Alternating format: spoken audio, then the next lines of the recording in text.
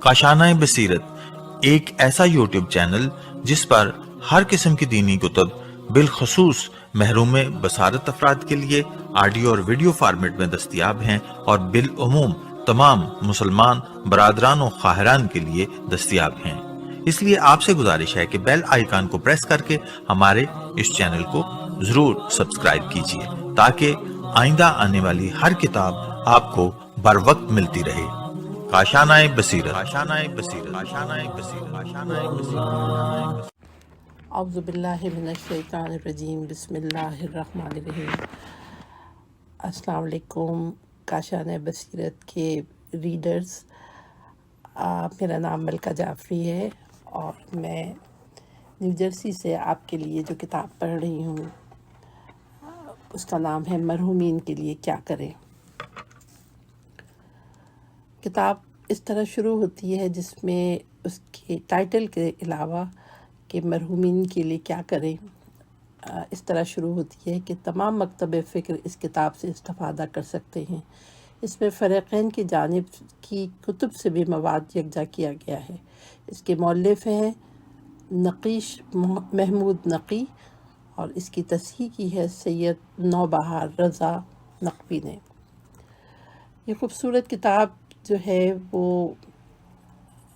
اس کی proof reading کی ہے علامہ نعیم عباس نجفی نے، اور کمپوزنگ اور ٹائٹل کاظمین کراچی سے، سال اشاعت 2022۔ اس کتاب کے ملنے کا پتہ ہے سبیل سکینہ، DMF پاکستان، امام بارگاہ، IRC فیڈرل بی ایریا۔ بسم اللہ الرحمن الرحیم۔ اللہم صلی علی محمد وآل محمد وعجل فرجہم۔ اس کتاب کی جو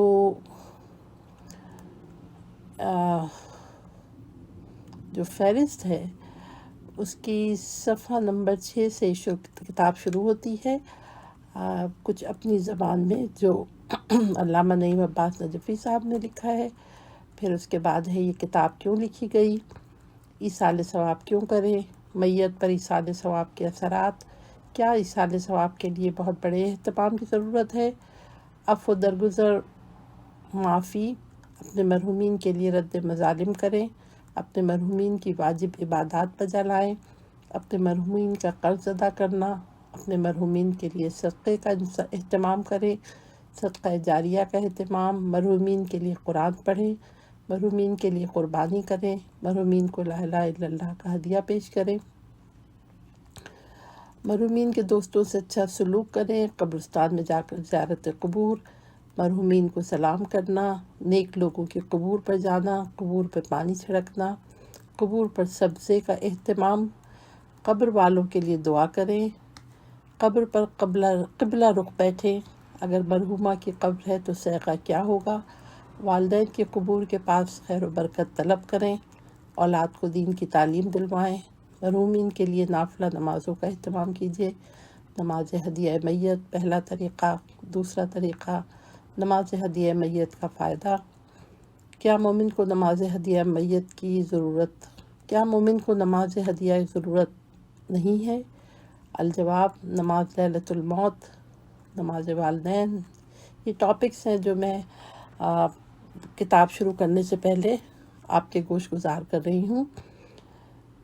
نماز مغفرت والدین، دیگر نماز مغفرت والدین، اولاد کے حق میں والدین کی نماز، اپنے مرحومین کے لیے کیا نہ کریں، اپنے مرحومین کو برا بھلا نہ کہیں، مرحومین کی بے پردگی نہ کریں، مرحومین کے گناہ کے سلسلے نہ چلائیں، مرحومین کے حسنات جاریہ نہ روکیں، عزاداری کا اہتمام کریں، کیا عزاداری کے لیے بھی بہت بڑا اہتمام ضروری ہے، مرحومین کی جانب سے رفاہ عامہ کے کام انجام دیں، رفاہ عامہ کی کچھ صورتیں، مرحومین کے لیے کیسے دعا کریں اور نتیجہ کلام۔ کچھ اپنی زبان میں، یہ کتاب اس طرح سے شروع ہوتی ہے کہ کچھ اپنی زبان میں۔ اللہ عز و جل کا لاکھ احسان جس نے اہل بیت علیہ السلام کی مقدس تعلیمات سے اس کائنات کی ظلمت کدے کو نور بخشا، یقیناً اہل بیت انسانیت کو ظلمات کی تاریکیوں سے نکال کر ہدایت کی راہ پر گامزن کرنے والے وہ چراغ ہیں جن کی روشنی تا روز قیامت تابندہ رہے گی، اور ہر بشر اپنے اپنے ظرف کے مطابق ان کی تعلیمات سے فیض پاتا رہے گا۔ اہل بیت علیہ السلام کی زندگی اور جہالت کی موت اہل بیت علیہ السلام علم کی زندگی اور جہالت کی موت ہیں۔ وہ یقیناً ظلمت افشاں معاشروں میں ظلمت ربا پیکر ہیں۔ من عرفہم فقد عرف ربہ، جس نے ان کو پہچان لیا اس نے اللہ کو پہچانا۔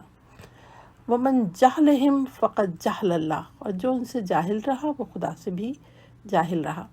اور قابل رشک ہے وہ دل جو ان کی مودت کی جائے قرار ہیں، جو قد افلح المؤمنون کے مصداق ہیں، اور ان کا یہی اعزاز ہے کہ من مات علی حب آل محمد مات شہیدا، محبت اہل بیت کے ساتھ شہادت کا رتبہ پاتے ہیں، اور اس دنیا سے جانے کے بعد بھی ان کا نام اعمال نیکیوں سے بھرتا رہتا ہے، کیونکہ ائمہ کی تعلیمات کی روشنی میں اہل ایمان و ایقان کی طرف سے بہت خوبصورت و قیمتی تحفے موصول ہوتے رہتے ہیں، اور ہمارے پیارے ہمیشہ ایسے تحائف کے منتظر رہتے ہیں۔ اسی لیے ضرورت اس بات کی ہے کہ ہمیں علم ہونا چاہیے کہ ہم اپنے محرومین کے لیے کیا کریں۔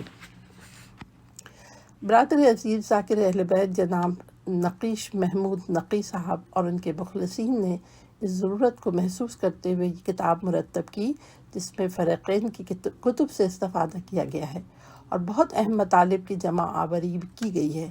خداوند کریم بحق محمد وآل محمد ان کی اس محنت شاقہ کو قبول فرمائے اور ان کے مرحومین کے لیے اسے ذریعہ نجات و وسیلہ اور شفاعت قرار دے، آمین۔ مولانا نعیم عباس نجفی۔ اب یہ کتاب شروع ہوتی ہے۔ کتاب شروع ہونے سے پہلے یہ لکھا ہوا ہے کہ ہیڈنگ ہے یہ کتاب کیوں لکھی گئی ہے، اور وہ اس طرح یہ مضمون اس طرح شروع ہوتا ہے کہ السلام علیکم ورحمۃ اللہ وبرکاتہ۔ محترم قارئین، اپنے مرحوم کے لیے کیا کریں کے نام سے ایک مختصر کتاب آپ کے پیش نظر ہے۔ کتاب کے نام سے ظاہر ہے کہ یہ کتاب ایصال ثواب کے موضوع پر ہے۔ اس کتاب کا آغاز کچھ سال پہلے اس وقت ہو چکا تھا جب دل میں خلش اٹھی کہ ہمارا اپنے مرحومین کے ساتھ رویہ مناسب نہیں ہے۔ ہم لوگ چند دن رو دھو کر اپنے مرحومین کو بھول جاتے ہیں اور پھر ان کو یاد تک نہیں کرتے، اور اگر کرتے بھی ہیں تو سرسری طور پر عید دو وغیرہ کے موقع پر قبرستان چلے جاتے ہیں اور پھر سے دنیا کی بھول بھلیوں میں کھو جاتے ہیں۔ کس قدر افسوس کی بات ہے کہ ہم اپنے ان پیاروں کو فراموش کر دیں جنہوں نے ساری زندگیاں ہمارے نام وقف کی ہوں، خاص کر ہمارے والدین، اور ہم انہیں فراموش کر دیں اور یاد تک نہ کریں، جبکہ نفوس قدسیہ حضرات محمد وآل محمد علیہ السلام تو ہر وقت یا کم از کم شب جمعہ اور روز جمعہ اپنے مرحومین کو ضرور یاد کرنے کی ترغیب دیتے نظر آتے ہیں، جن کا ذکر انشاءاللہ آئے گا، جیسا کہ روایات جو مرحومین کو یاد کرنے پر صراحت رکھتی ہیں کہ حضرت امام جعفر ابن صادق علیہ السلام اپنے بیٹے اسماعیل کے ایصال کے لیے روزانہ رات میں 2 رکعت نماز ادا کرتے تھے، اور اپنے والدین کے لیے ہر دن میں 2 رکعت نماز ادا کرتے تھے۔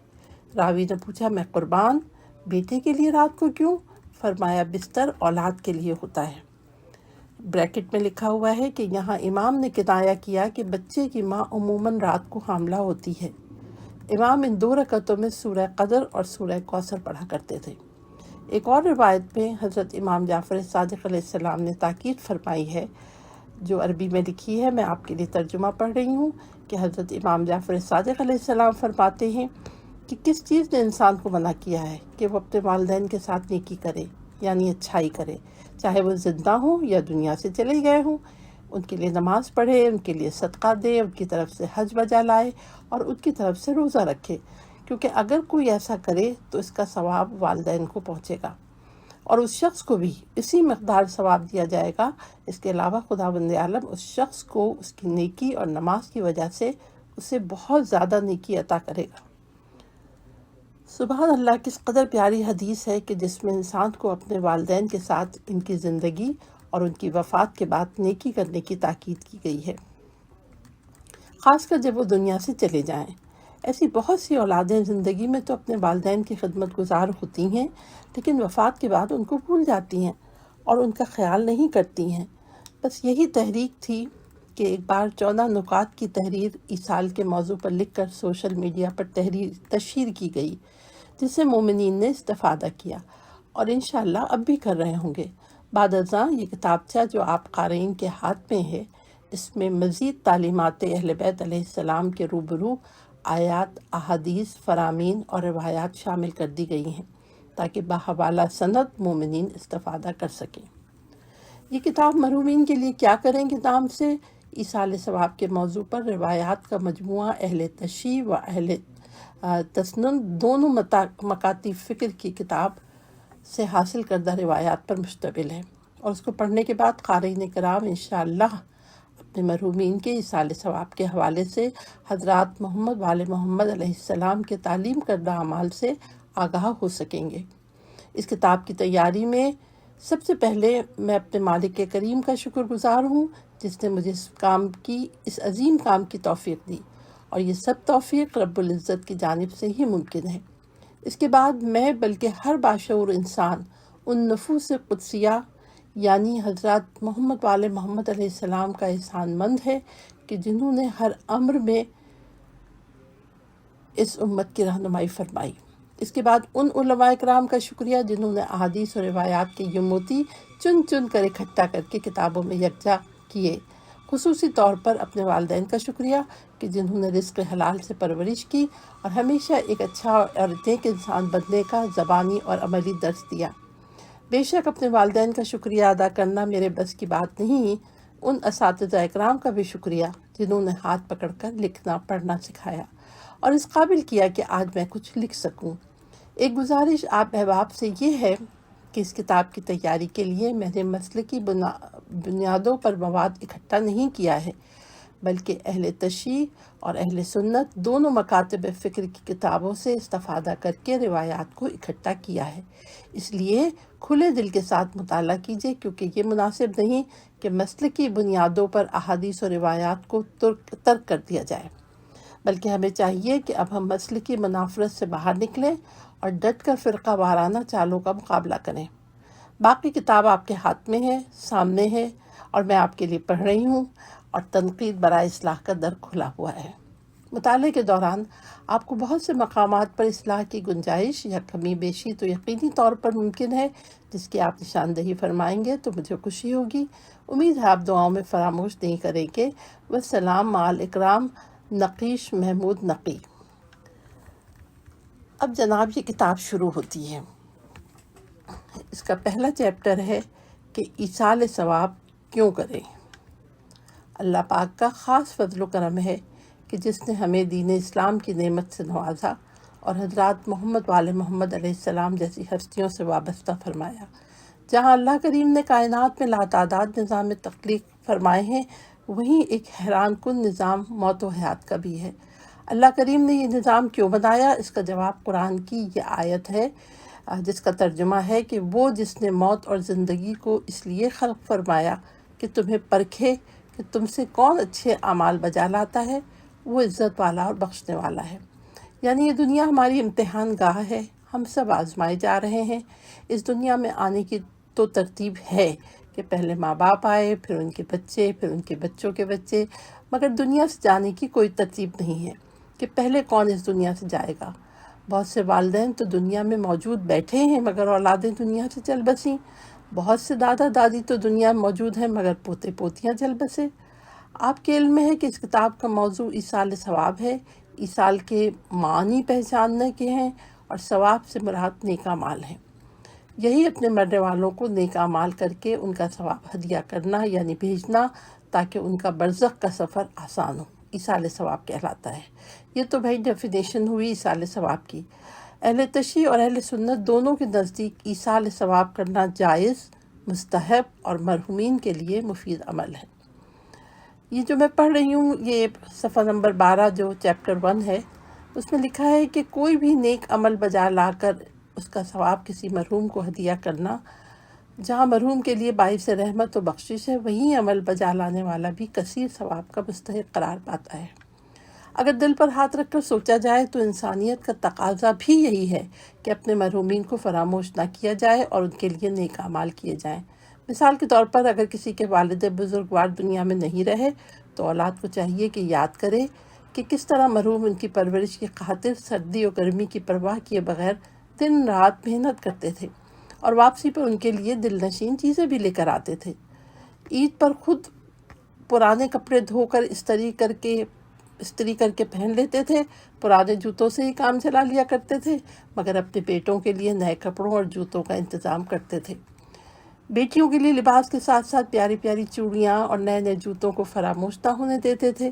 اولاد کی ذرا سی فرمائش پر تڑپ جاتے تھے اور پوری کر کے ہی چین پاتے تھے۔ تو محترم قارئین، کیا ایسی شفیق ہستی کا یہی حق ہے کہ اسے فوتگی کے تیسرے چوتھے دن بھلا دیا جائے، سالوں اس کی قبر پر جانا نصیب تک نہ ہو، اسی باپ کی قبر تک بھول جائے، یا وہی باپ ایک فاتحہ یا ایک صدقے کا محتاج ہو اور اولاد کے پاس وقت ہی نہ ہو؟ روایت میں ہے کہ ہر شب جمعہ روحیں فریاد کرتی ہیں کہ اے میرے اہل اولاد، اے میرے ماں باپ اور رشتہ داروں، جو مال ہمارے ہاتھوں میں تھا اس میں سے ہم پر صدقہ دے کر مہربانی کرو کہ اس مال کا حساب ہم سے ہے، مگر فائدہ اور لوگ حاصل کر رہے ہیں، اور وہی کہتی ہیں کہ روپیہ یا ایک روٹی یا ایک کپڑا صدقہ دے کر ہم پر مہربانی کرو اور ہمارے لیے صدقہ دو تاکہ ہم آسودہ ہوں۔ اب یہ کنٹینیو ہے صفحہ نمبر 13۔ اسی قسم کی ایک اور روایت ملاحظہ کیجئے، اندازہ کیجئے کہ ہمارے مرحومین قبر کے اندر کس قدر مشکلات میں ہوتے ہیں۔ حضرت عبداللہ ابن عباس فرماتے ہیں کہ رسول اللہ صلی اللہ علیہ وسلم نے فرمایا کہ مردے کی حالت قبر میں ڈوبتے ہوئے فریادی کی طرح ہوتی ہے۔ وہ انتظار کرتا رہتا ہے کہ اس کے ماں باپ یا بھائی یا دوست کی طرف سے اس کو دعا پہنچے، اور جب اس کو کسی کی دعا پہنچتی ہے تو وہ دعا کا پہنچنا اس کو دنیا و ما فیہا سے محبوب ترین ہو جاتا ہے۔ ایک اور روایت دیکھیے کہ اس میں بھی میت کی مظلومانہ اور قابل رحم حالت اور اس حالت کا علاج بیان کیا گیا ہے کہ میت قبر میں ایک ایسے ڈوبنے والے شخص کی طرح ہوتا ہے جو خون میں لت پت ہو اور انتظار کر رہا ہو کہ اپنے بھائی، کسی دوست یا والدین کی طرف سے دعا کا ہدیہ پہنچ جائے۔ جب وہ دعا سے پہنچتی ہے تو وہ اس کے لیے دنیا میں موجود ہر چیز سے زیادہ محبوب ہوتی ہے۔ صفحہ نمبر 14 یہ کنٹینیو ہے۔ تو قارئین، اپنے مرحومین کی قابل رحم حالت کے بارے میں ہم نے جان لیا، تو اگلی روایت میں یہ دیکھتے ہیں کہ جب ہم اپنے مرحومین کے لیے دعا کرتے ہیں تو کس طرح انہیں فائدہ دیتی ہے، اور جو یہ چھوٹی سی ہماری کوشش ہوتی ہے دعا استغفار کے الفاظ کے کہ اے اللہ میرے والدین کے گناہ معاف کر، میرے بہن بھائیوں کے گناہ معاف کر، یہ الفاظ ہمارے مرحومین کو کس طرح فائدہ دیتے ہیں کہ اللہ تعالیٰ زمین والوں کی طرف سے کی گئی بخشش و رحمت کی دعائیں قبر والوں کے قبور میں رحمت کی نورانی پہاڑوں کی صورت میں داخل فرماتا ہے، اور مردوں کے لیے زندوں کی طرف سے بہترین تحفہ ان کی بخشش کی دعا ہے۔ سبحان اللہ، کس قدر خوبصورت منظر بیان کیا گیا ہے کہ کس طرح ہماری دعائیں نورانی پہاڑ بن کر ہمارے مرحومین کو ملتی ہیں۔ اور روایت میں ایک اور قابل غور نکتہ یہ ہے کہ مردوں کے لیے زندوں کی طرف سے بہترین تحفہ ان کی بخشش کی دعا ہے۔ تو ہمیں چاہیے کہ وہ دعائیں یاد کریں جو اپنے مرحومین کے لیے حضرات محمد وآل محمد صلی اللہ علیہ وسلم سے روایت ہیں۔ اگر وہ یاد نہیں کر سکتے تو اپنے ہی الفاظ میں اللہ کریم سے اپنے مرحومین کی بخشش مانگیں۔ اب سوال یہ پیدا ہوتا ہے کہ جب ہم مرحومین کی ایصال ثواب کے لیے کوئی عمل انجام دیتے ہیں تو کیا ہمیں بھی اس کا کوئی اجر ملتا ہے؟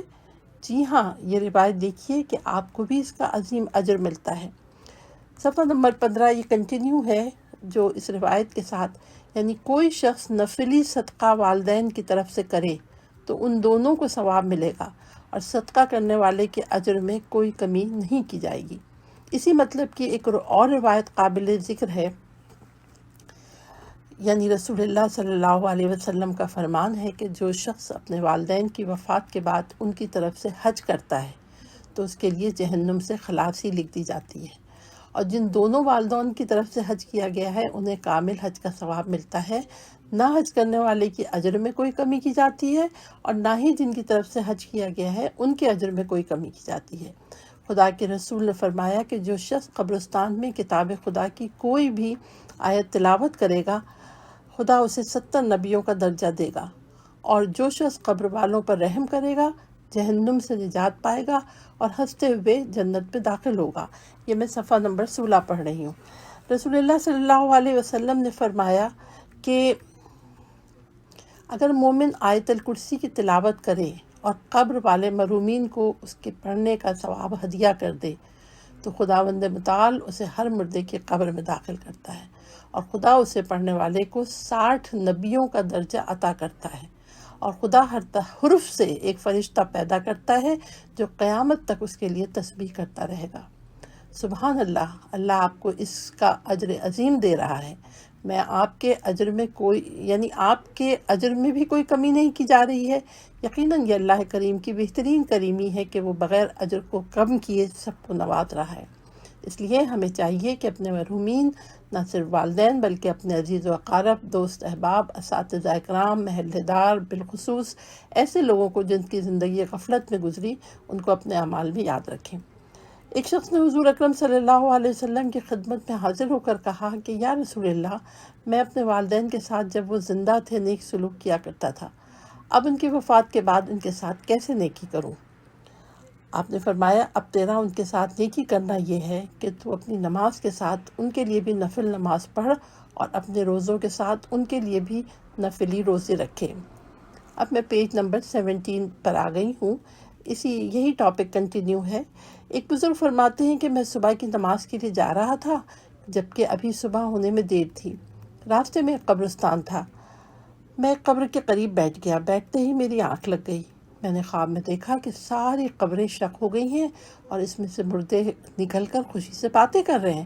ان میں ایک نوجوان ایسا تھا جس کے کپڑے میلے تھے اور وہ مغموم ایک طرف اداس بیٹھا ہوا تھا۔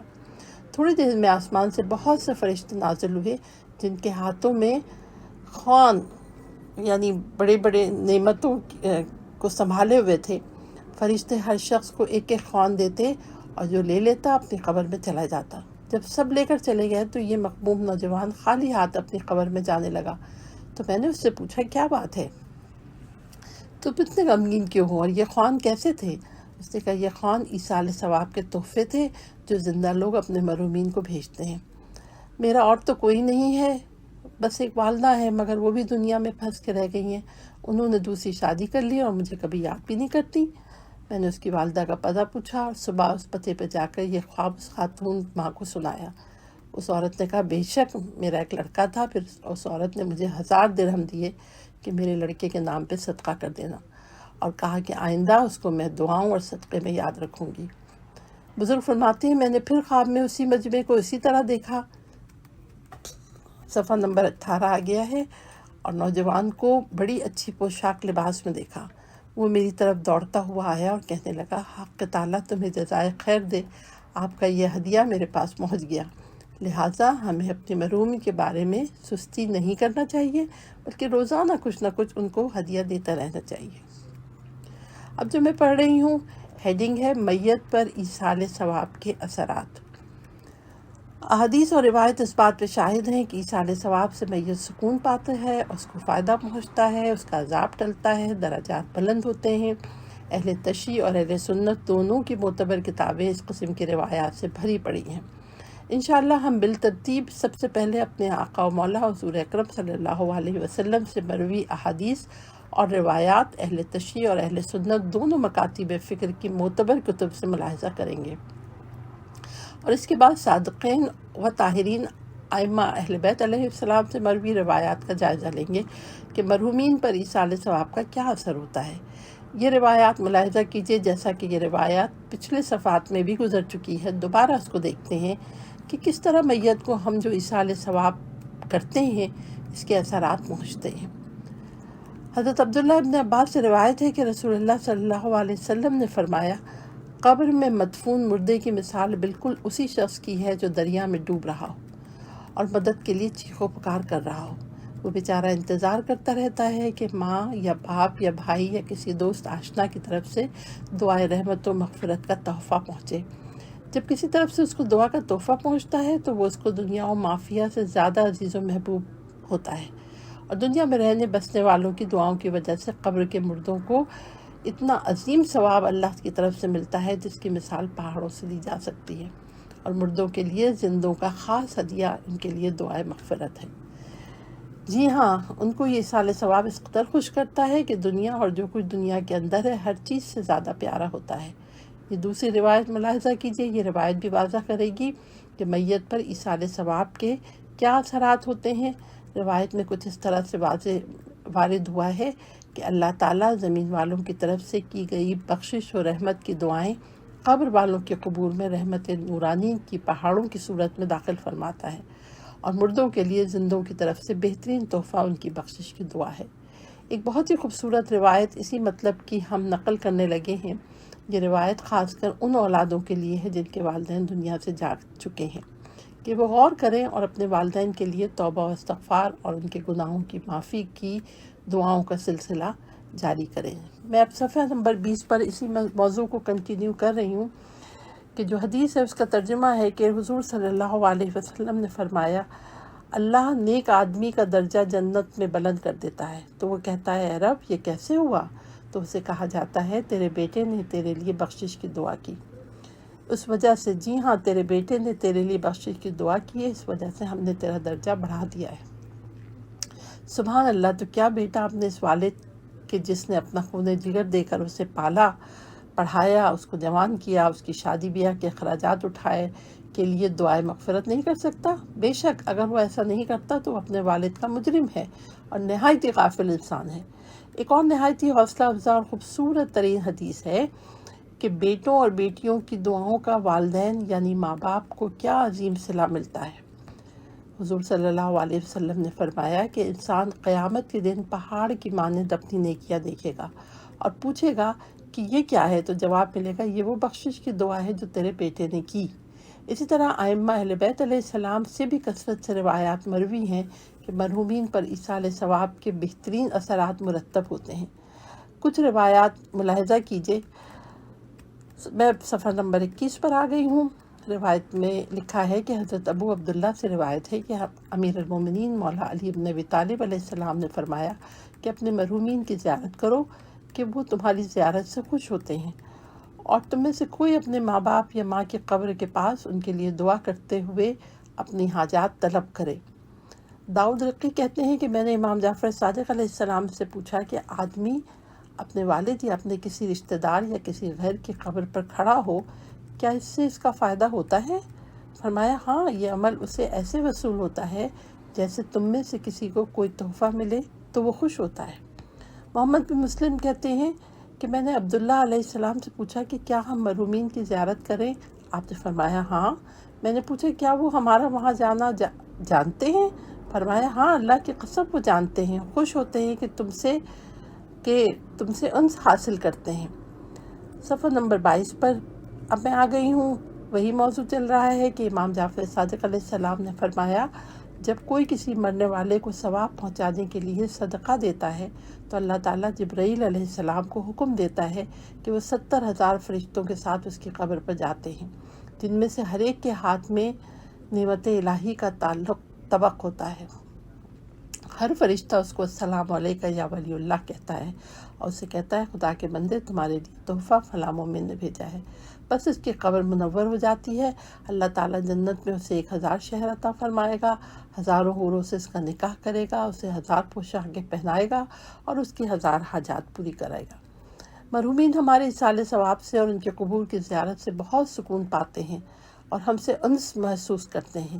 اسی قسم کی ایک اور روایت ملاحظہ کیجیے کہ جس میں ہمارے کیے گئے ایصال ثواب سے میت کے خوش ہونے کا تذکرہ موجود ہے۔ صفحہ نمبر 23 شروع ہوتا ہے کہ روزہ، صدقہ، حج اور عمرہ اور تمام نیک اعمال میت کو فائدہ پہنچاتے ہیں، یہاں تک کہ میت کبھی کسی گناہ کے باعث عذاب میں ہوتی ہے اور اچانک اسے آزادی مل جاتی ہے اور اسے بتایا جاتا ہے کہ تیرے فلاں بیٹے فلاں بھائی یا دینی بھائی کی عمل کی وجہ سے تجھے یہ رہائی ملی ہے۔ ایک بزرگ نے اپنے مرحوم بھائی کو خواب میں دیکھ کر پوچھا کیا زندہ لوگوں کی دعا تم کو پہنچتی ہے؟ مرحوم نے جواب دیا ہاں، اللہ عز و جل کی قسم وہ نورانی لباس کی صورت میں آتی ہے، اسے ہم پہن لیتے ہیں۔ تو ان روایات سے سامعین ثابت ہوا کہ مرحومین پر ایصال ثواب کے بہترین اثرات مرتب ہوتے ہیں اور وہ اس عمل سے شاد کام کرتے ہیں اور خوش ہوتے ہیں، ہمیں اس معاملے میں سستی نہیں کرنا چاہیے اور ہمیں کچھ نہ کچھ اپنے مرحومین کے ایصال ثواب کے لیے سر انجام دیتے رہنا چاہیے تاکہ وہ خوش ہوں۔ اب جو ہیڈنگ ہے وہ ہے کیا ایصال ثواب کے لیے بہت بڑے اہتمام کی ضرورت ہے؟ تو قارئین اس میں اس طرح لکھا ہے کہ گزشتہ صفحات میں روایات کی روشنی میں یہ بتایا گیا ہے کہ ہمارے مرحومین ہمارے ایصال ثواب سے بہت خوش ہوتے ہیں اور شاد کام ہوتے ہیں۔ اب سوال یہ پیدا ہوتا ہے کہ کیا مرحومین کے ایصال ثواب کے لیے کوئی بہت لمبا چوڑا عمل کرنے کی ضرورت ہے؟ اس سوال کا جواب نہیں میں ہے۔ اللہ کریم ہم سے لمبے چوڑے اعمال کا تقاضا نہیں کرتا، بلکہ اصل چیز خلوص اور نیک نیتی ہے۔ جیسا کہ حضور صلی اللہ علیہ وسلم نے فرمایا کہ اللہ کے نزدیک سب سے پسندیدہ عمل وہ ہے جو پابندی کے ساتھ ہو، اگرچہ مقدار میں تھوڑا ہی کیوں نہ ہو۔ اسی قسم کی روایت امیر المومنین علی بن ابی طالب علیہ السلام سے مروی ہے کہ آپ فرماتے ہیں کہ مرحومین کے ایصال ثواب کے لیے کسی بھی مہنگے، لمبے چوڑے، وسیع اہتمام کی شرط دین اسلام نے نہیں لگائی ہے۔ ہاں، اگر کوئی وسیع رزق کا مالک ہے تو ویسا اہتمام کر سکتا ہے اور اس پر اللہ کریم کا خاص فضل و کرم ہے، مگر متوسط یا غریب طبقے کے لیے مہنگے یا لمبے چوڑے ایصال ثواب کی کوئی قید نہیں ہے، بلکہ مالک حقیقی تو مختصر ترین اعمال سے بھی مرحومی کی بخشش کا سامان کر دیتا ہے۔ بدقسمتی سے ہم میں سے اکثر عوام الناس کی دینی معلومات نہ ہونے کے برابر ہیں۔ ہم لوگ دین کے احکام سے زیادہ رسموں اور رواجوں پر عمل پیرا ہیں۔ ہم لوگ تحقیق یا تفکر سے دین کو سمجھنے کی بجائے معاشرتی رواجوں کی رو میں بہہ جاتے ہیں، اور یہی وجہ ہے کہ بے برکتی کا شکار ہو جاتے ہیں اور مالک سے محبت کی مٹھاس سے محروم ہیں۔ جیسا کہ کچھ سال قبل ایک بزرگ نحیف اور نہایت مفلوق الحال خاتون قریب کے گاؤں سے ہمارے گھر خیرات کے لیے تشریف لائیں اور بتایا کہ یہ گداگری اپنے مرحوم بھائی کے چہلم کا کھانا کرنے کے لیے کر رہی ہیں۔ ان کو سمجھایا گیا کہ اگر آپ کے مالی حالات درست نہیں ہیں تو اس مشقت کی کیا ضرورت ہے، مگر بقول ان کے کہ وہ بھائی کا 40واں کر کے اپنے دشمن کو جلا کر چھوڑیں گی اور اس سے برادری میں ان کی ناک اونچی ہوگی۔ دین اس قسم کے اہتمام کا متقاضی نہیں ہے کہ پہلے آپ در بدر مانگتے پھریں تب جا کر اپنے مرحومین کے لیے کچھ کر پائیں، بلکہ دین تو ہمیں اس معاملے میں بھی آسانی اور اعتدال کی راہ دکھاتا ہے۔ ایک مرحوم پر کچھ لوگ گریا کر رہے تھے، حضور کا گزر ہوا، آپ نے فرمایا، منظر دیکھ کے فرمایا کہ اس جوان کے لیے پڑھی گئی 2 رکعت نماز دنیا اور جو کچھ اس میں موجود ہے اس سے بہتر ہے، مگر ہم کم ثواب کو یا چھوٹے اعمال کو تو نعوذ باللہ خاطر میں نہیں لاتے ہیں۔